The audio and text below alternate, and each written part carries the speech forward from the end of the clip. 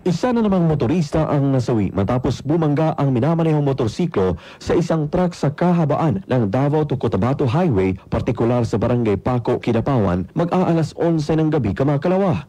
Kinilala ang biktima na si Alexander Katubag Alviola, 20 taong gulang, residente ng Barangay Binurigan, kung saan minamaneho niya ang isang Suzuki motorcycle na bumangga sa likurang bahagi ng Isuzu forward truck na minamaneho naman ni Jimeno Diala Lacorte Jr., 51 taong gulang. Lumalabas sa investigasyon na parehong tinatahak ng dalawang sasakyan ang iisang linya patungong Davao nang mawala ng kontrol ang motorsiklo at bumangga sa truck. Sa lakas ng impact ay tumama ang ulo ng biktima sa likurang bahagi ng truck at agad itong binawian ng buhay. Parehong nagkaroon ng pinsala ang mga sasakyan. Patuloy naman ang masusing investigasyon ng Kidapawan PNP kaugnay sa insidente. Matatandaan na nasawi rin nakaraang linggo sa parehong highway sa Barangay Paco Chairman Edgar Lito Elardo.